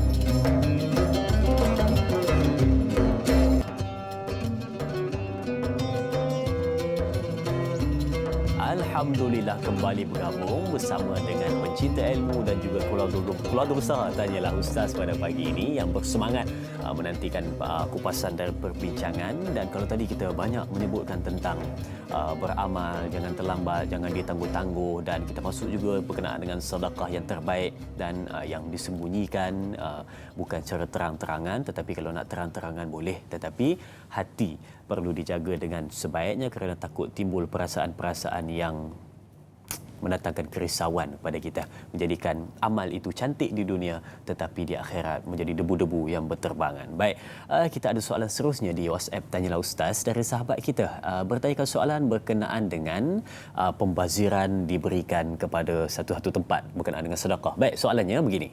Assalamualaikum Ustaz dan Da'i serta semua kru Tanyalah Ustaz, adakah dikira sebagai suatu perkara yang sia-sia sekiranya berlaku pembaziran? Sebagai contoh, sumbangan atau sedekah yang berlebihan melimpah ruah pada sesebuah pertubuhan yang dikenali sahaja berbanding rumah kebajikan yang kurang dikenali ataupun terpencil, hanya diberikan sedikit-sedikit saja, tapi yang agak popular, yang hebat diberikan melimpah ruah. Jadi bagaimana Ustaz untuk pencerahan? Terima kasih yang bertanyakan soalan. Terima kasih banyak. Bismillahirrahmanirrahim. Soalan ni kena pada saya. Oh, kena? Kena. Pada tubuh badan terus kena. So gini, kita yang selalu ada orang kenal sikit sebab keluar TV ni, orang kenal lah sikit. Jadi bila kita buka sekolah tahfiz, alhamdulillah ramailah orang yang bagi bantuan demi bantuan yang tidak pernah putus. So bila bila ditanya bila terima bantuan sampai melimpah ruah, kenapa dia jadi melimpah ruah? Persoalan datang pada saya. Maksudnya orang yang ada badan yang orang dikenali ni. Persoalan datang pada dia. Sepatutnya dia tidak menyimpan harta itu untuk melimpah ruah, melainkan dia menerima lebihan daripada dia guna, dia kongsi dengan persatuan yang lain. Faham. Itu. Dan apa yang saya amalkan hari ini adalah ketika saya menerima bantuan daripada sahabat handai kan, dan kadang-kadang lebih sikit daripada pusat tahfiz lain, dan saya akan ambil ni tulis cek dan kongsi kepada pusat tahfiz lain, beri bantuan kepada pusat tahfiz lain. Yang lebih tu. So kita katalah kita belanja 20,000 sebulan untuk anak-anak 20-30 orang. So lebihan daripada itu kita kongsi dengan orang lain. Ada banyak kita kadang-kadang kita buat food bank, ya, bantu orang miskin dan sebagainya. Itu sebab tu, jadi kalaulah semua tindakan ini dilakukan oleh orang yang menerima bantuan melimpah ruah, so bantuan tu tidak akan melimpah ruah. Faham? Bantuan tu tidak akan melimpah ruah. Sebab apa? Sebab dia distribute, dia kongsi. Problem dia hari ini, manusia yang saya sangat-sangat jaga, selalu beristighfar, takut semua masuk, so kita simpan. Seronok, kita seronok. Oh, duit kita banyak. Dan kita mengharapkan orang memberi, tapi kita tak teringat langsung nak bagi pada orang lain. Itu bahaya. Akhirnya macam kami di pusat tahfiz, bila sampai banyak saja, kita bagi potongan yuran kepada pelajar. So yuran tak payah bayar macam ni. Okey, ada baju yang kita bagi percuma, katil kita bagi percuma. Banyaklah benda tu hasil daripada apa? Sumbangan tadi. Akhirnya dia tak timbul masalah melimpah ruah. Masalah dia adalah apabila orang tu terima dan simpan, dia tahu minta tapi dia tak reti nak bagi pada orang lain. Ini sifat yang sangat tidak baik. Sangat tidak baik. Maka hal melimpah ruah ni sepatutnya semua orang, sama ada pusat tahfiz, sama ada masjid dan surau sama. Masjid dia ada collection hari Jumaat. Sepatutnya dia melihat di bawahnya ada surau-surau yang di bawah qaryah dia itu. Sepatutnya okey, minggu ni kita bagi kat sini 2-300, sana 2-300. Sebab kutipan terutama kita di Selangor dengan di KL, sama dengan di Pulau Pinang dengan Johor, masjid-masjid alhamdulillah ada yang sampai satu minggu collection sampai 10 ke 20 ribu. So bantulah surau-surau yang tak ada pendapatan tu supaya mereka pun dapat boleh buat majlis ilmu. Ini kaedah dia. Elok soalan ni supaya kita lapang sikit. Hadis tadi kata setelah kenyang baru dia sedekah. Yang ni kenyang, 6 kali kenyang tak sedekah. Ini lagi bahaya. Maka hati-hati kerana jangan sampai jadi melimpah ruah. Kalau dia melimpah ruah bermaksud kita termasuk dalam hal orang yang tamak dan halubah, dan tambah-tambah kalau jadi macam pusat tahfiz madrasah seperti kami, akhirnya kita nak orang lain melakukan kebaikan tapi kita sendiri termasuk dalam orang yang melakukan dosa dan kemaksiatan. Wallahu a'lam. Baik, tak ada jadi satu masalah bila mana dapat satu sumbangan yang besar kepada mana-mana pihak, tetapi masalahnya adalah bila mana dapat tapi tak tahu bagaimana menguruskan dan menggunakan dengan sehabis baik. Okey, kita ada pemanggil di talian. Assalamualaikum. Waalaikumsalam warahmatullahi wabarakatuh. Ya, siapa di sana? Saya Siti Rohani Masjid daripada Banting. Puan Siti Rohani dari Banting Selangor. Assalamualaikum Ustaz dan Dai. Ya, waalaikumsalam warahmatullahi. Ya, Puan, apa soalannya, Puan? Soalannya begini, saya ada 2 soalan. Soalan pertama, saya ini bukanlah orang kaya, tapi saya suka bersedekah. Apakah kalau kita sedekah sedikit, adanya lah kita dapat pahala sedikit, dan apa kalau kita sedekah lebih banyak, kalau ada banyak kita dapat pahala banyak. Dan soalan kedua, saya bersedekah ni memilih orang-orang yang betul-betul memerlukan, seperti orang-orang yang miskin, orang-orang yang dah orang OKU, orang-orang yang dah ada kudrat lah, orang-orang sakit, orang uzur atau kanak-kanak. Apakah pandangan Islam? Itu aja soalan saya, Ustaz. Assalamualaikum warahmatullahi wabarakatuh. Waalaikumsalam. Terima kasih, Puan. Soalan yang ditanyakan, cantik soalannya. 2. Yang pertama tadi berkenaan dengan pahala. Adakah besar sedekah itu besar pahalanya, dan kecil sedekah itu kecil pahalanya. Dan soalan yang kedua berkenaan dengan memilih siapa yang nak dibagi. Oh, dia tak nak, aku nak bagi kat dia. Nah, dia tak nak, aku nak bagi kat dia. Memilih. Memilih itu mungkin ada ciri-ciri yang boleh dipilih, mungkin Ustaz boleh kongsikan pada kita. Jadi silakan Ustaz untuk pencerahannya. Baik. Sedekah sikit, adakah pahalanya sikit? Sedekah banyak, adakah pahalanya banyak? Asasnya betul. Asas. Secara foundation asasnya betul bahawa orang yang ada harta sedekah sikit dapat sikit lah. Tapi sedekah banyak dapat banyak lah. Tapi tak masuk kepada peringkat kedua, sedekah sedikit disebabkan dia ada sedikit tapi dia nak agak sedekah, maka itu besar pahalanya. Kan? Berbanding dengan orang yang banyak harta tapi sedekah sedikit. Itu lagi tak elok. Maka sebab tu kita kata bahawa situasi asal dia betul, sedekah banyak dapat banyak lah. Dapat banyak. Tapi yang kata dapat banyak, kalau macam tu orang miskin tak ada sedekah. Kan? Dia sedekah dia sedikit. Baik. Pada hakikatnya orang miskin pun sedekahnya banyak. Kenapa jadi banyak sedekah tu? Sebab sedekahnya itu sesuai dengan apa yang dia ada. Faham?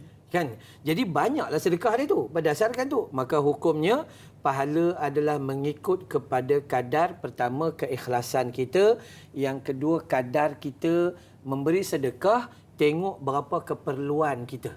Kan?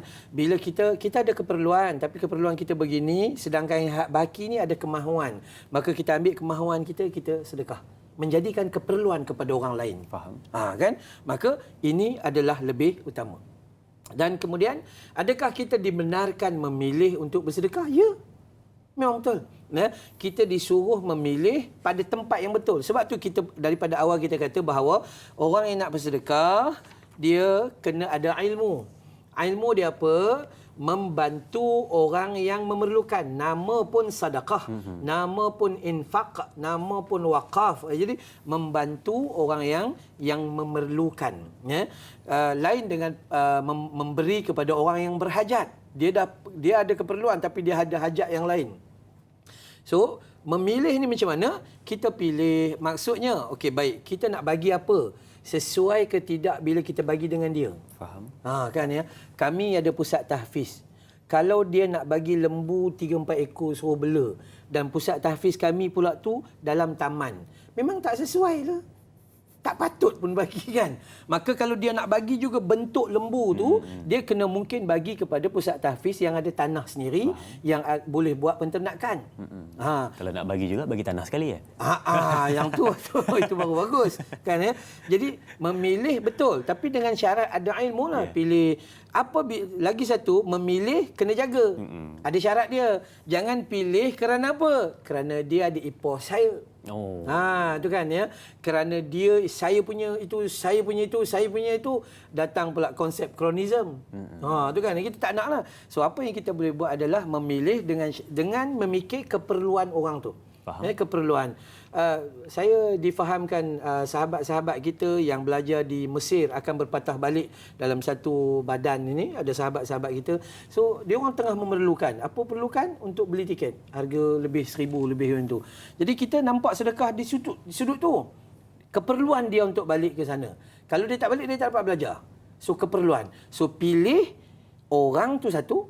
Pilih suasana dan bentuk dia. Apa dia? Barulah sedekah kita itu menjadi manfaat. Kalau tidak ke boleh bagi macam tu. Bagi. Dan bila bagi kita simpan. Pusat tahfiz pula simpan dalam stor. Nak sedekah ke orang lain, kedekut. Lah pusat tahfiz sendiri kedekut. Itu bahayalah. Maka bila kita menerima, kita pula jadi pemberilah. Moga-moga Allah ganti balik dengan lipatan kali ganda. Allahu Akbar. Allahu Akbar. Itu yang patut kita fahami berkenaan dengan sedekah, memilih-milih pula siapa yang nak dibagi, dan yang kedua tadi berkenaan dengan besar pahala, besar yang diberikan besar pahala, kecil yang diberikan kecil pahalanya. Baik, kita dah dapat pencerahannya. Baik, ada soalan seterusnya di Facebook Tanyalah Ustaz dari sahabat kita Laila Dila Rosa. Baik.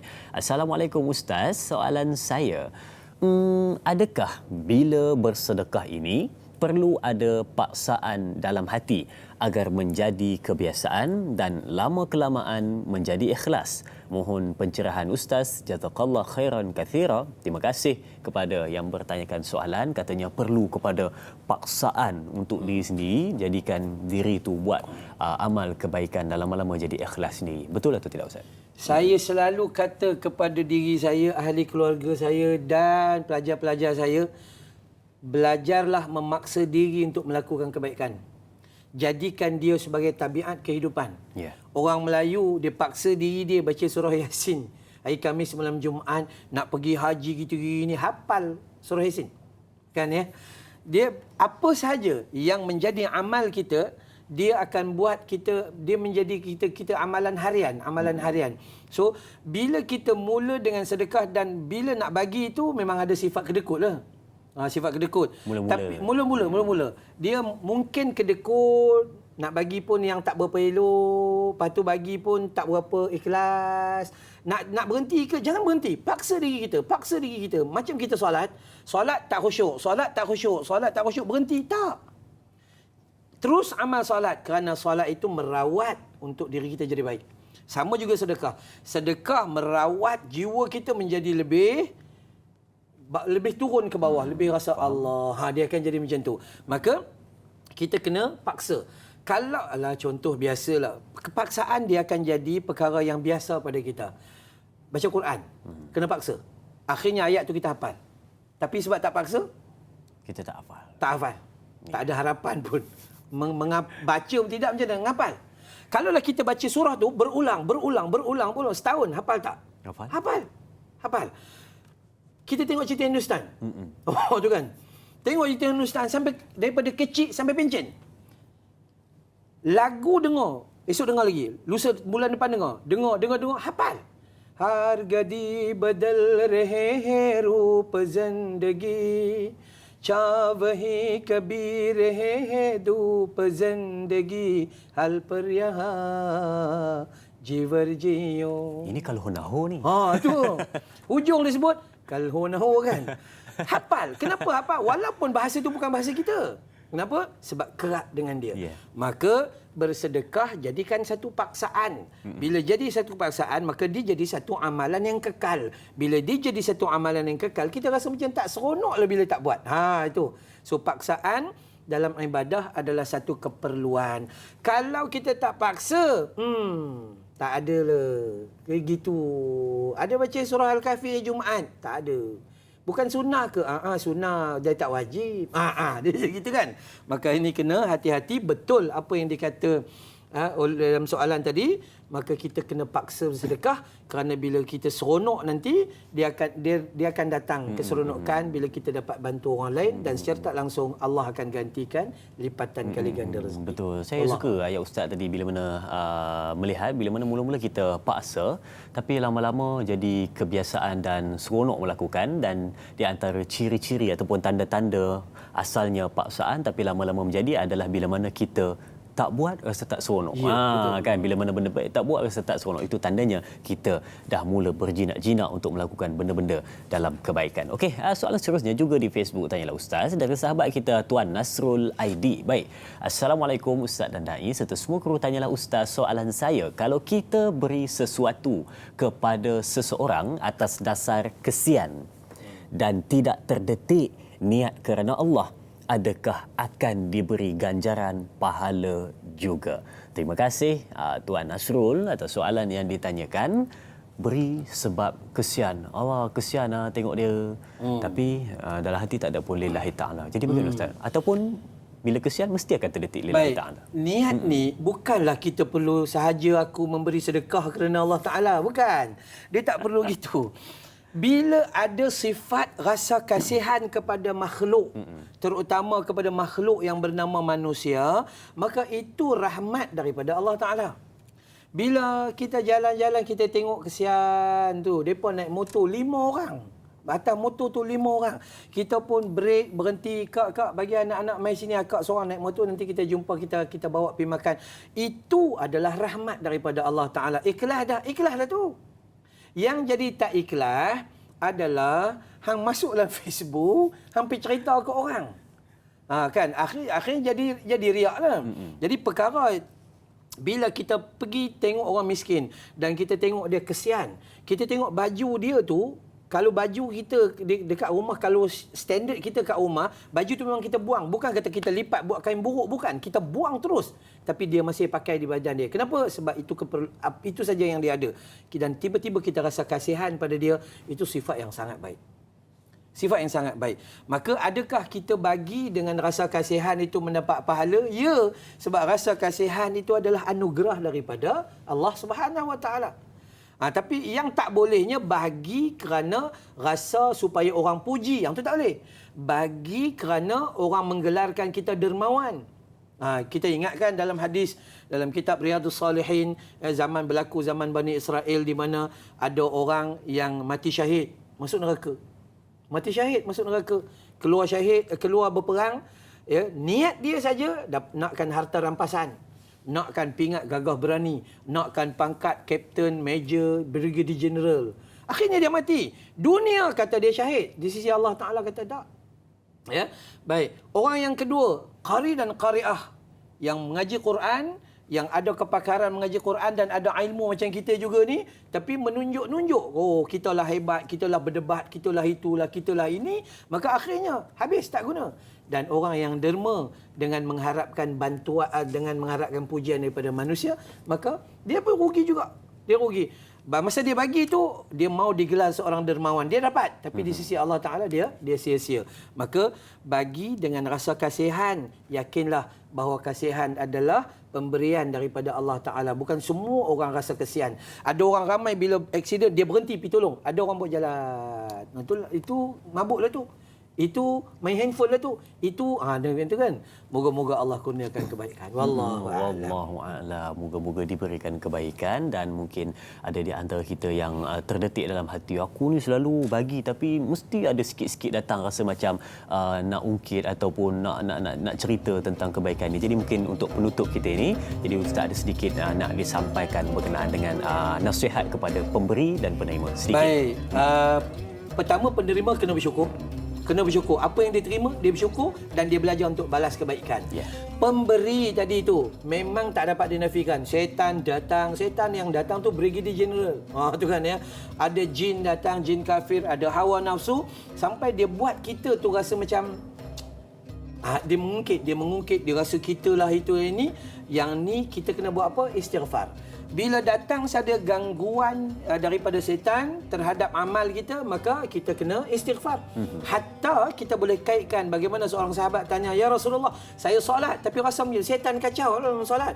Maka Rasulullah kata, sebutlah a'udzubillahi minasyaitonirrajim, kemudian tiup di sebelah kiri. Tiup macam tu. Kan buat sebanyak 3 kali. Macam itulah. Apabila datangnya gangguan setan mengganggu amal kita, amalan akhirnya tak jadi pahala tapi jadi dosa, maka beristighfarlah kerana Allah itu sifatnya innallaha ghafurur rahim. Wallahu alam. Itu tips yang diberikan oleh Ustaz bagaimana nak menjaga diri kita, yang memberi juga yang menerima, supaya amalan yang kita lakukan dalam keadaan baik dan diterima oleh Allah Subhanahu wa taala dan tidak tertolak pahalanya. Baik, sidang penonton kita tamat dahulu di TV3 dan kita ada sambungan 30 minit di TV9. Teruskan menonton sehingga ke penghujungnya bersama Tanyalah Ustaz, biar tahu jangan keliru.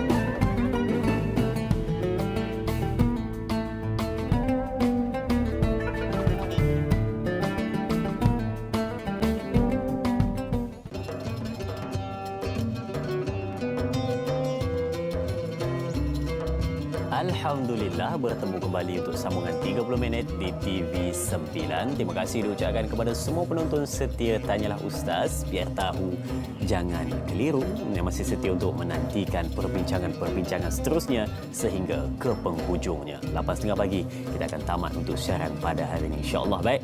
Kita ada setengah jam lagi dan kita ambil soalan seterusnya di WhatsApp Tanyalah Ustaz dari sahabat kita bertanyakan soalan. Baik, katanya, saya hamba Allah dari Muar, Johor. Baik, Assalamualaikum Ustaz dan Da'i dan semua yang bertugas pada hari ini. Saya ingin bertanya tentang sedekah.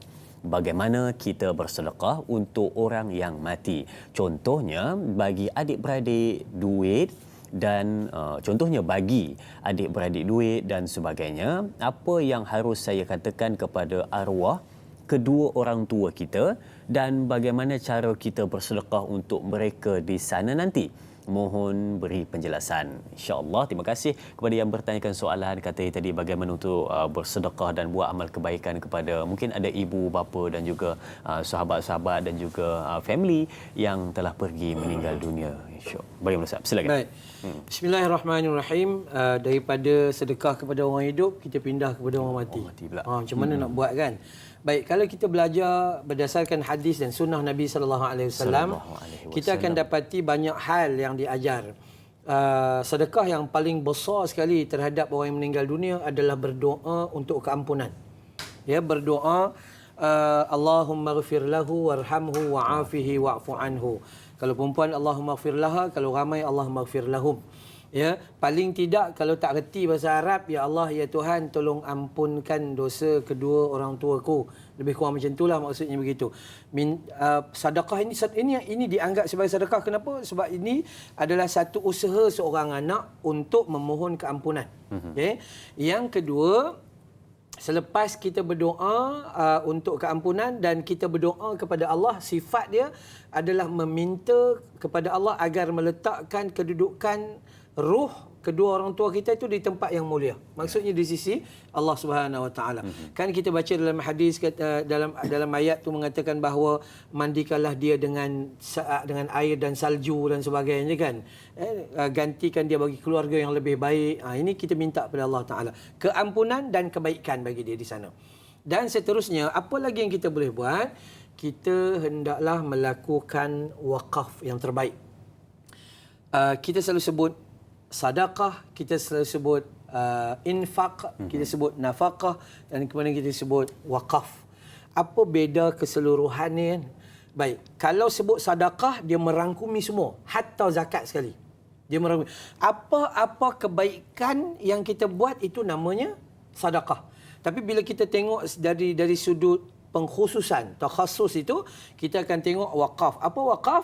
Wakaf adalah apabila kita bagi pemberian tetap dengan hilang pemilikan kita. So bila kita bagi saja kat situ, maka kita tak berhak apa-apa kat situ dia. Dan ini yang Nabi kata, apabila kita berwakaf, kemudian pahala tu akan sampai berpanjangan macam air yang mengalir, tak pernah putus. So, wakaf. Wakaf ni lebih kurang macam mana? Baik. Ini pengalaman macam kami di Pusat Tahfiz ada orang wakaf bangunan. Saya sendiri bila kita buat Pusat Tahfiz tu ada anak murid yang duduk jauh di California tapi dia buat kebaikan, wakaf di sini ya. Kemudian ada benda macam-macam. Wakaf tu dengan niat dalam hati, moga Allah bagi kebaikan kepada keluarga kita yang dah meninggal dunia. Kemudian kita tak berhenti di wakaf tu saja. Kita menggunakan seluruh harta yang dia tinggalkan, yang sampai kepada kita tu untuk kebaikan. Dan katakanlah kita bila seseorang tu meninggal, harta tu sampai pada kita namanya harta faraid. Katalah kita orang lelaki dapat 1/2. So 1/2 ini kita tahu harta tu adalah hak milik si mati. Sampai kepada kita setelah dia mati, maka sepatutnya kita gunakan, kalau kita kasih dan sayang kepada dia nak sedekah, maka gunakan duit ni untuk kebaikan. Contoh, anak kita nak sambung belajar, guna duit yang dia tinggalkan itu untuk sambung belajar, akhirnya pahala sampai berlipat kali ganda. Okay? Dan yang terakhir, paling kurang Nabi kata, ziarahilah teman kepada si mati seperti mana kamu menziarahi si mati. Teman yang masih hidup. Teman yang masih hidup. Katalah mak kita ni dengan mak kita dah meninggal, dia dulu dengan Mak Teh Nap, bukan main. Rapatlah ke mana, ada masalah Mak Teh Nap lah duk jaga dia gitu gini. Dan akhirnya bila dia meninggal, sunnah dia adalah kita pergi ziarah. Pergi ziarah kawan kepada arwah mak kita ni, kita pergi ziarah, beri dia bantuan, anggap dia seperti keluarga kita, dan seumpama dalam hadis menyebut kita menziarahi mak kita. Masalah kita adalah kita tak buat yang tu. Betul. Kita tak buat yang tu. Kita buat mula-mula je, 3 hari 3 malam, makan percuma. Yang tu je, lepas tu berhenti terus. Dapat duit faraid, lupa terus dengan mak, lupa tu dengan ayah. Yang tu yang jadi masalah. Sepatutnya lah yang itu kita buat dan usaha untuk kita yang buat dah tentu dapat pahala. Dan pahala tu berpanjangan. Malah kalau kita baca dalam hadis cerita tentang kebaikan, itu kita panggil wakaf juga dipanggil sebagai sedekahun jariyah, sedekah yang berpanjangan. Yang Nabi kata doa anak yang soleh, ini semua ni disebut dalam hadis yang begitu jelas. So paling kurang nak bantu mak bapak kita, maka jadi anak yang soleh dan mendoakan dia. Paling kurang. Ya. Anak yang berdoa tetapi anak tu toleh, tak baik. Dia bukan soleh kan, dia toleh. Jadi tak dapat juga. So berdoalah dengan menjadi anak yang soleh dulu dan kemudian berdoa, insya-Allah. Kemudian satu amalan tak putuslah yang dimanfaatkan itu dia tak putus. Kemudian ada lagi yang disebut dalam hadis Nabi sallallahu alaihi wasallam, pahala kita ni sampai-sampai macam tu pun banyak cerita. Tapi bila soalan dia nak tanya apakah orang hidup boleh buat kepada orang mati, maka itulah jawapannya. Jangan lupa untuk berdoa kebaikan, doa minta ampun, doa kebaikan. Dua ni jangan lupa. Kemudian manfaatkan seluruh harta yang dia tinggalkan. Kemudian wakafkan harta atas nama dia dengan wakaf kekal yang berpanjangan. dan yang last sekali ziarah teman-teman kepada si mati. Wallahu alam, dan mendoakan kebaikan, mendoakan kesejahteraan, pengampunan kepada yang telah pergi, dan juga boleh tadi gunakan harta yang ada ditinggalkan itu sebaiknya dan berbuat baik kepada sahabat-sahabatnya sewaktu dia hidup. Dan yang ketiga adalah berkenaan dengan wakaf yang berkekalan sebentar tadi. Dan saya ada satu soalan berkenaan dengan wakaf, ala-ala rentetan kita sebut berkenaan dengan wakaf sebentar tadi. Dan Ustaz, berkenaan dengan wakaf, ada orang yang bertanya, dia kata bila mana dah ada orang wakaf sesuatu, contohnya tanah, rumah dan sebagainya, macam Ustaz sebutkan tadi, bila mana dia dah pindah milik terus menjadi milik Allah Subhanahu Wa Taala, tapi bila mana dia dah wakaf, dia sentiasa pantau dan tengok. Kalau orang tak buat apa-apa lagi, dia kata kenapa tak buat apa-apa lagi, kenapa tak ni lagi, kenapa tak ni lagi. Adakah boleh macam itu Ustaz, ataupun bagaimana? Baik, pertama, apabila kita telah mewakafkan harta kepada dari A pergi kepada B, dan kita menyerahkan secara mutlak harta itu menjadi urusan dia, harta menjadi hak Allah Ta'ala, dan kita tak boleh tukar nama kita balik, tak boleh bagi warisan anak kita. Baik, itu satu. Yang kedua, bila kita menyerahkan sesuatu kepada orang lain, maka serahkanlah tugasan tu biar dia urus. Tetapi masuk peringkat ketiga, kita mewakafkan itu dengan kita nak benda itu dimanfaatkan dengan betul, maka kita layak untuk bertanya dengan memberi dia ilmu supaya dia dapat menyusun dengan baik. Faham. Kita tak mau dia wakaf dan dia tinggal gitu. Sebab tu apabila orang yang nak wakaf, dia akan bagi tahu, kami adalah penerima wakaf. So kami biasa dengan benda tu. So bila ada orang nak wakaf, dia akan bagi tahu, Ustaz, kalau boleh saya nak lebih kurang macam ni, macam ni. Saya kata insya-Allah kita bincang. Kita bincang supaya tuan dapat kebaikan, saya dapat tumpang kebaikan tu. Yang tu. Jadi kita yang nak wakaf, kita seharusnya cerdik juga. Kita kena ada ilmu. Kalau wakaf kepada orang yang tak ada ilmu, akhirnya rugilah. Benda tu tidak dimanfaatkan. Tanah kita duduk biar di situ kan. Jadi kita sepatutnya bincang bagi jelas, dan kalau setuju saya wakafkan. Kalau tak setuju saya cari orang lain yang tahu untuk mengendalikan dia. Boleh, tetapi kalau asyik duk tanya sampai tak sempat orang tu nak bernapas. Bila nak buat? Bila nak buat, memang nak kena buat, tapi cari modal lah dulu. Modal tak ada, macam mana nak buat? Itu terganggu lah, tak elok. Ya, pada asasnya dia tak boleh ganggu dah, tetapi apabila orang tu tak ada ilmu, maka dia boleh bagi nasihat. Wallahu a'lam. Dan ada pula yang kadang-kadang dia dah bagi, tapi bila mana orang tu tak buat apa-apa, dia kata aku dah bagi kat kau, wakaf kat kau, tak buat apa-apa, pindah milik kat orang lain nanti. Itu tak boleh saya. Itu tak boleh, Okey, terima kasih Ustaz untuk pencerahan, dan sidang penonton, kita nak berehat seketika, jangan ke mana-mana, kembali bergabung selepas ini.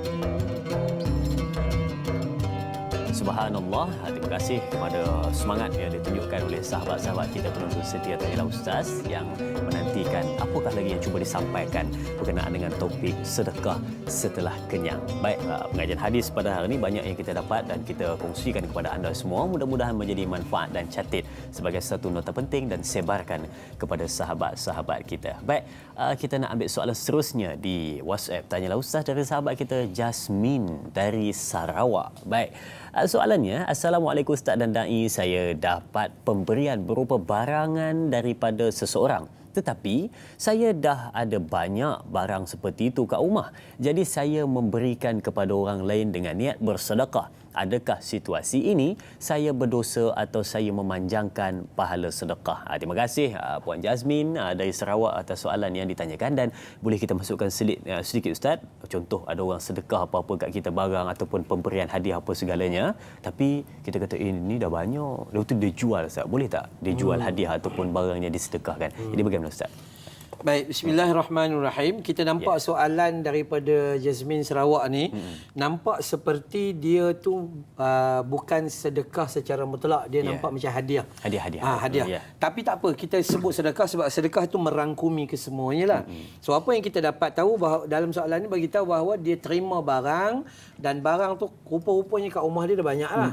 Orang tu nak bagi juga, seronok nak bagi dengan kita. Itu bermaksudnya itu bukanlah sebuah keperluan, tapi itu sebagai hadiah daripada teman kita. Betul. So, adakah bila datang ke rumah kita, kita tengok hak kita punya pada 10, dia bagi lagi 2, 12 jadinya? Biasa kalau perempuan dah banyak kat rumah pinggan, Ustaz. Allah.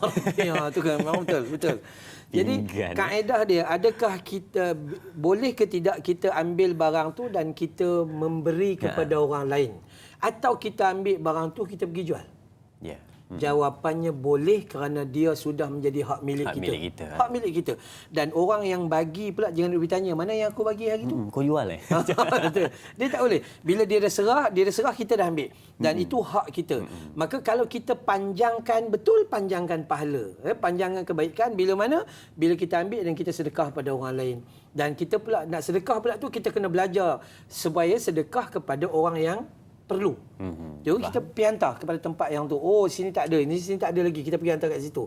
Maka itulah kebaikan dia.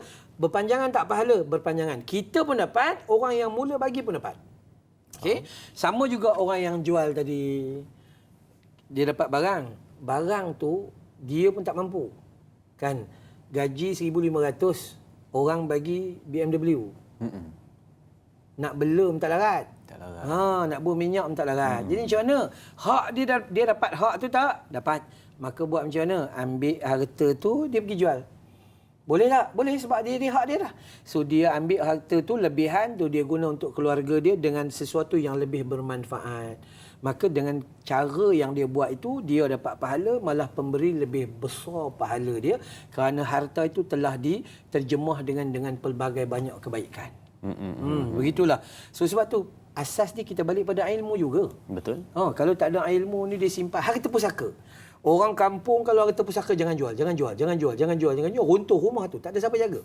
Jangan jual. Tanah tu apa pun dah tak ada, tinggal hutan belantara je. Jangan jual. Bukan maksud harta pusaka tu tidak boleh dijual. Harta pusaka itu tidak boleh didiami, melainkan bagi kepada mereka yang berhak. Bagi. Ini simpan harta pusaka berpuluh-puluh tahun simpan, dan dia pakai. Dia ambil bahagian orang lain di situ. Ke akhirat habis. Ada harta pusaka yang sampai kepada abang sulung, sampai abang sulung simpan. Nantilah. Tapi kat situ dia tanam sawit, dia tanam padi, dia buat itu, dia buat ini. Reta kat dalam tu dia makan. Sedangkan adik-beradik lain tak ada. Malah adik-beradik lain ada yang dah mati dah. Maka dia sedang makan harta haram. Kan? Sebab tu harta pusaka tu bukan kita tak lejar, kena segera disampaikan. Kalau kita sampaikan dengan segera, maka itu juga kebaikan. Kembali pada tajuk kita. Jangan bila harta orang mati sampai kepada kita, esok kita mati tak sampai kepada orang lain. Betul. Kan? Itu yang kita kata, sedekah sebelum kenyang, jangan sedekah setelah kenyang. Wallahu a'lam. Satu jawapan yang memberikan impak juga pada kita bila mana menyebut tentang sedekah yang terbaik itu. Dan bila sebut tentang sedekah, sekali lagi kita nak bawakan kepada anda berkenaan dengan bagaimana nak memasak satu sifat supaya berfikiran bila mana aku bagi takkan mengurangkan walaupun sedikit, sebaliknya bertambah. Sesuai dengan soalan yang ingin ditanyakan oleh sahabat kita di Facebook dari Intan Zurina Abdul Razak. Katanya, Assalamualaikum Ustaz, bagaimana kita mahu pasak rasa yakin tanpa goyah, rasa yakin tanpa goyah bahawa sedekah tidak akan sesekali membuat kita lapar, sedekah tidak akan memiskinkan kita. Terima kasih Ustaz atas pencerahan. Terima kasih juga Intan Zurina Abdul Razak, soalan yang ditanyakan berkenaan dengan nak didik supaya ubah mentaliti kita. Silakan Ustaz. Belum ada dalam sejarah orang sedekah jatuh miskin. Tapi banyak dalam sejarah orang kaya bakhil jatuh miskin. Itu betul. Belum ada dalam sejarah orang bersedekah tiba-tiba kena musibah, tak ada. Tak ada musibah sebab sedekah yang tak ada. Melainkan Allah lapangkan. Baik. Macam mana nak pasak tahap keyakinan? kalau nak kata pasak tahap keyakinan, saya pun tak kukuh. Tapi kembali kepada apa yang kita bincangkan tadi, untuk pasak tahap keyakinan, kita kena buat daripada awal sampai penghabis tanpa henti dan jadikan dia sebagai rutin. Jadi sebagai rutin. Kita katalah kita sedekah tiap-tiap hari kita hantar sikit makanan kepada rumah orang tua-tua. So kita hantar dah jadi biasa dah. Jadi biasa. Dan kita yakin, sehingga kita yakin dengan apa yang Allah bagi pada kita itu langsung tak rugi pun. Melainkan kita banyak rezeki lagi. Banyak rezeki. Saya sendiri, saya mengaku dengan diri saya, setelah saya buka sekolah tahfiz, setelah saya bagi potongan yuran, malah sebahagian besar daripada diorang kita gunakan pewakaf, tak payah bayar apa-apa. Setelah kita korbankan diri kita untuk sana, Allah ganti ni berlipat kali ganda. Berlipat kali ganda. Allah ganti ni kita dapat kongsi lebih luas daripada tu. Dulu kita nak suruh nak sedekah macam ni kita terasa macam terhalang.